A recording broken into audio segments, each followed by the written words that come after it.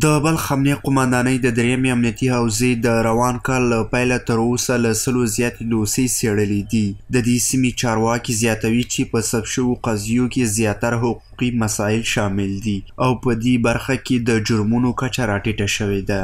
قضایایی که در حوزه سیوم امنیتی پلیس مراجعه میکنن الحمدلله در اونا رسیدگی صورت گرفته. خیلی قضایا مراجعه میکنن، قضایایی که حقوقی باشه در حقوق راجع میشن، و قضایایی که مربوط جنایی میشده باشن در اداره جنایی راجع میشن. انشالله در اونا رسیدگی صورت گرفته. دلته چې کومې قضیې له عدلیو قضایاو نه موږ ته راځي، چېرته داسې ویلي چې تاسو یې حل و فصل کوئ یا د هغه ساحې بررسي وکئ، نو موږ لیاستو د هغه ساحې بررسي م کړې ده او هغه په صحیح معنا حل و فصل چې کوم اصولي اجرات یې هغه موږ کړي، او کومې قضایاو لپاره چې د یو چا احضاري ضروري موږ هغه ورته حاضر کړي، یا کوم کس موږ نه په جلب غوښتی موږ په هغه د جلب په طریقه چې کوم اصولي اقدامات یې هغه موږ ترسره کړي. د دغې ادارې مسؤلین په دوامدار ډول د خپلو سیمو د اوسیدونکو د ژوند او مال د خوندیتوب ډاډ ورکوي او زیاتوي چې هڅه کوي د ګرځندو او ثابتو پوستو په جوړولو سره د ټولنې د ګډوډونکو مخه ونیسي.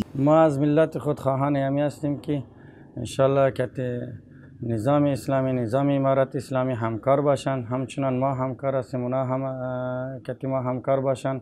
انشالله ما در اونا اطمینان میتیم که انشالله در خدمت از اونا شب و روز ما مردم هستیم. سیار چک پاینونه هم لرو او انشاءالله شپه و ورځ د درېیمې حوزې پرسونل چې ده دا د دغه ساحې په خدمت کې ده او شپه و ورځ ګزمې چک پاینونه په دو کې نارسته هېڅکله نه ده کړې او نه یې کوي. انشاءالله چې څومره د دوی په وس او توان او په قدرت کې هغومره د ولس د تأمین د امنیت لپاره کوشش کوي او زیار باسي. د مزار شریف ښار د درېیمې حوزې په مربوطاتو کې 6 پوستې شتون لري چې په ټولنیزه توګه پکې څه باندې 22,000 کسان ژوند کوي او د دې سیمې امنیتي ځواکونه هڅه کوي چې د یادو سیمو بشپړ امنیت تامین کړي.